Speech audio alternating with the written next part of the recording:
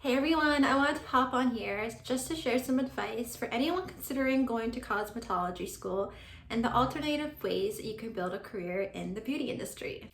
While the traditional salon and spa route works for some, it's not for everyone. So I'm going to share some ways that you can create revenue and really establish yourself as an entrepreneur. I've worked in salons and spas. I've even worked as a salon assistant before school, so I kind of know the gist of it. There are some good things in those environments. You get to build a clientele, you build on experience, and you kind of set yourself in the community as an industry professional. The best part I found about working those places was you're able to capture content, so videos and photos of your clients. That way you can showcase them in your portfolio or your online portfolio just to help yourself market your business. So after about 3 years working in the salon after school, and I know that's not long at all, I just always wanted to branch out on my own. I've always had like an entrepreneur spirit. So for anyone feeling the same way, let's dive into how you can start your own beauty business as well. Finding your own niche. You'll want to find a specialty that you do, whether it's hair, nails, lashes, hair extensions, for example, and really master them so that it can help you stand out in a really competitive market. I recommend doing research on your demographics to see which services are oversaturated and what gaps need to be filled. When you're just starting out, you may need to lower the price of your services, not necessarily if you have a really established brand, but in some cases that helps you kind of reel in more clients, and that way word of mouth and great reviews will attract more, and you can eventually possibly bump up your prices. I know it feels like not right, like devaluing your worth of your services, but when people don't really know who you are, they're more like they're very not very trustworthy to try you as much. So if you give them a really good discount, they may take that chance and be really surprised. Choosing your workspace. So there are various options. You can work out of your home, you can rent a unit, you could rent a chair in a salon, or you can be solely mobile based, or even a bit of both. With rental and chair units, there are overhead costs for them. So for an example, a chair in a salon would be starting around $100 a week, and then a unit rental would typically be around $500 a month. It can go up usually to I think I've seen some for like $800 a month too. And then with mobile base, you have to keep in mind the wear and tear on your vehicle, especially in like cold weather months, like the winter here in Canada. It can get pretty tough to drive around. So keep that in mind.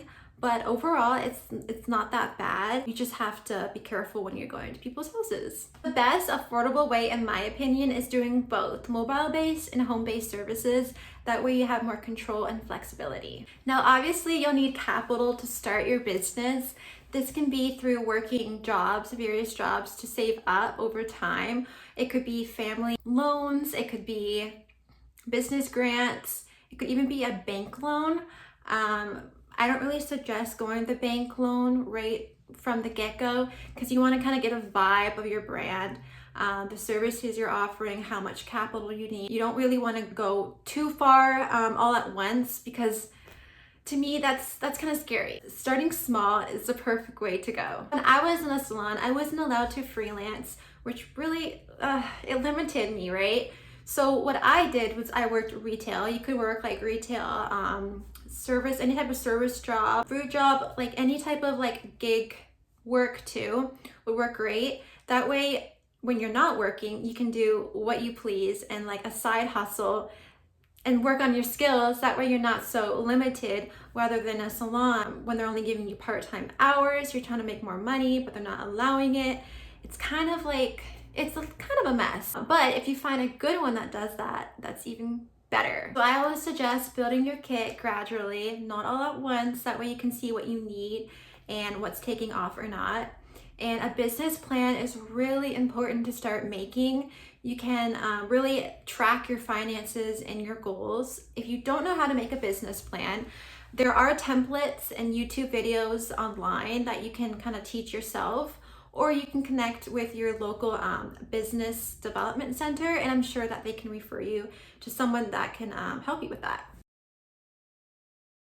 Marketing yourself. So this is a really creative time for you. It can be fun if you like that kind of stuff, but this is when you'll need to kind of establish your brand, find a name, find a logo, create a logo, and find your color palettes too that kind of reflects your personality. So in my case, if you can't tell, it's kind of pretty girly. I know it seems kind of daunting to create something that's more unique to you because you want to try to service the vast majority of people, but it's not really like reality. You're gonna get your own clients that gravitate to you.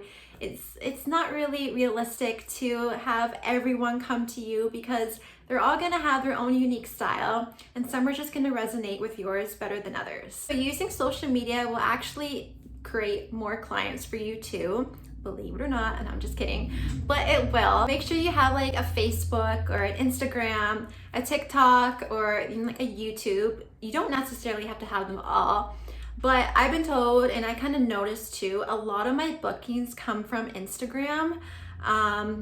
I think that's just where clients tend to look for service providers, is Instagram. I mean, it's not bad. I get drained myself being on those apps and seeing just everything. It's just a little bit too much for me. So what I do is I schedule my posts. That way I don't have to open the app all the time. And I know it can be tough too when you're on there constantly with comparing yourself, your brand to other brands. It's really beneficial to take a break because we all know not everyone's path is the same as ours. Now, to add on to that, I also want to mention that likes and followers don't really mean much with service and businesses. I know it seems like it would, but it actually doesn't. I only have like so many followers on Instagram and I still get booked, I still get clients. It really doesn't matter. As long as you keep active and post now and then, people will know that you're a service provider and you're out there servicing. It's just all about like hashtags and the algorithm bumping your page to, you know, people in your area. So networking is a big thing too, which I did just starting out, and it helped me a lot. So working with like photographers, bridal shops, salons, maybe if they're open to it, they like benefits you too. And make sure to be posting your brand's like ads, create some ads, not paying ads. I mean, just like post on sites like Kijiji, Facebook Marketplace, if that passes. Sometimes it doesn't pass through. It just, you have to like type in certain things because I know it's for like selling products, not services. So you have to put certain keywords in for it can pass through, if that makes sense. And I know in the States, I'm not sure if they have Kijiji. I know they have Craigslist, but our Craigslist over here is really sketchy. I don't know about yours, but just kind of like buy and sell like services type pages. I can't believe I even mentioned that because it's so like here. I just hear about it a lot in the States. It's like they're Kijiji or something. Am I wrong? Am I right? I don't know. Definitely take use of all those type of platforms online, and Facebook groups. Join Facebook community groups and post now and then in them. Don't spam them a lot because people will get annoyed. Just now and then. Now the challenges and how you can overcome them. So there are going to be slow periods, especially if you're just starting out. For me, that's usually in like the winter months, kind of like the end of the fall into the winter, and then spring and summer and beginning of fall really takes off and I'm pretty busy. But in those periods, this is the time I like to practice a new skill, practice more of my skills, and even create maybe some revenue by selling things that I think are like pretty and cute, that matches my brand. There will be some competition. It's just how it goes with this industry. So make sure you keep your moves a little bit silent so it's not copied too much. And don't compare yourself, like I said before. Focus on your own path and stay consistent as well. Consistency is key. Competitiveness is gonna happen almost in every industry. What you need to do is keep your head down and focus on your craft. And motivation is a big one.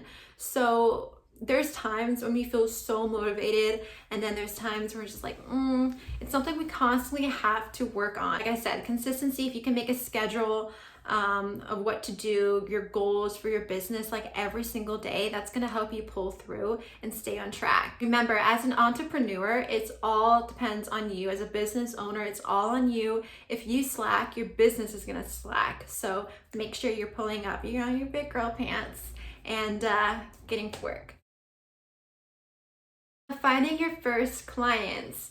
This can be a little bit nerve-wracking if you want to start your business right after school, which is completely fine. But I would recommend definitely get your hands-on experience. So use everyone you can in school. Take a bunch of photos. In the meantime, practice on friends and families. Take photos of them too. And then even put ads up on your social media or like community pages looking for models for free services, and that way you can add even more to your portfolio, more photos for your social media. And then eventually, when you're feeling more confident in your skills, you can offer discounted services and they'll see your work and it'll create more trust. When finding models, try to find some that match your aesthetic, so match your brand that you're kind of like looking for. You can also message some directly online that you find would like, you know, fit well within your brand. That's kind of like what I did and it worked really good. I also want to mention that trends do change quite often. So I noticed with like lash extensions, for example, it's a little bit dwindling down. I don't know if it's because of the price. For some it's not, but for many I hear that it is. So always make sure that you're learning a new craft, learning a new skill, because what's in now may not be in like 5 or 10 years from now, right? So you want to be prepared for whatever scenario. You want to make sure you're setting a healthy work-life balance for yourself and making time for yourself. So making set hours is key too. And turning your phone off on like do not disturb past a certain time will really help you with your mental health too. You're gonna have conflict too with, you know, customers. It's just how it goes. Most customers are gonna be wonderful, okay? So don't let that put you off. But yeah, there are gonna be scenarios and it's gonna be trial and error. We just hope for the best, right? So for an example, I'll give you one. I usually take deposits for weddings because weddings fall through, they change. It can be a crazy time. That's why I take deposits, because of all the work I'm having to schedule, make timelines, go back and forth emailing, and there's a lot of more things in that, right? So it covers, you know, it covers that admin type work. I had this one person book for a trial, for an example, and they thought that booking a trial would secure their wedding date, that I would hold on to their wedding date without a deposit. And I had to stay right to my rules because, you know, they always say if you do it for one person, you're gonna do it for all, and you'll be losing money on potential clients that want that date, which another client wanted that date, right? And they were willing to give me the deposit that day they inquired. In order to eat and feed yourself, right? You know, live, I had to take it because I knew it was money. It was like literally secured. I'm making, you know, a service. Rather than the other one, I was going back and forth with emails. I wasn't getting a confirmed yes, and it was messy, right? But that also falls down to communication. So yes, communication could have been better for sure. And that's also trial and error. So that's just an example, right? Yes, they were upset and I feel really bad, but I've always been told if you do it for one, it's gonna continue and continue. So you kind of have to have a backbone with that, which is unfortunate, but with business, that's kind of how it goes. You may encounter scenarios like that. You just kind of have to work through them and hope for the best. And the client that I did get booked right away, she ended up giving me a really wonderful review, and it was like a blessing almost. I don't know. But I do feel unfortunate for the other. It's just, it was a really tough scenario. And I think I did the right thing. I don't know. See, I'm still learning here. It's a continual learning process. Been dealing with that for years and it just doesn't stop, right? I hope that resonated with you just a little bit and you can kind of understand the challenges that we do face as professionals and the potential challenges you may face too. So when I worked in salons and spas, there was just so much stipulations and limitations to my creativity. It wasn't that I didn't like it. I loved working in, you know, the beautiful places they had. It was nice. But I was too confined. And for an example, okay, I worked in a high-end place, and you know how we have to do consultations to see what the client wants. Well, my employer at the time didn't want me asking them any questions, because to them, asking them questions made us seem like we didn't know what we were doing. So that really threw me off, and it kind of set me up for failure in a way, right? Like, how do you know what the client wants when you're not asking them the right questions? So for me now, I make sure I have about a 10-minute, 15-minute, whatever it needs to be consultation so I can get the right info for them.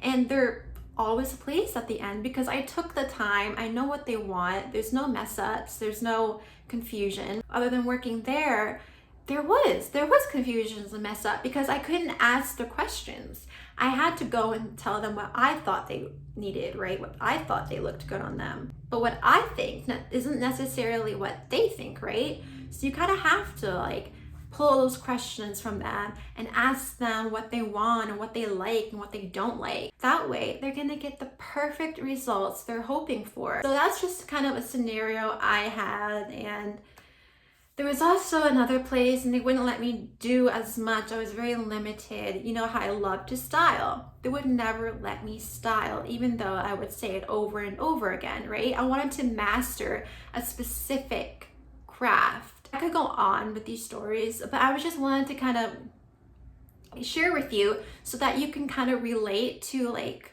you know, how the industry is and why it's such a good thing to go on your own. Obviously, not everyone can do it in the time being, you know, the funds, and, you know, there's so much that goes into it, but if you have the chance, definitely take it. I mean, what are you gonna lose? Like, really, like, you can just sell things if it doesn't work, but I guarantee it will work if you try these steps. I also want to add to really separate yourself apart from the rest of the service providers out there too. You can add little things. I know I'm kind of giving it away, but I just want to help you guys, right? Like offering a drink, getting like an espresso machine, coffee, snacks, anything to really amp up the experience. Adding maybe like something free of service included in like makeup, like hair removal or something, just to really like branch out, make yourself look a little bit more unique as a service provider too.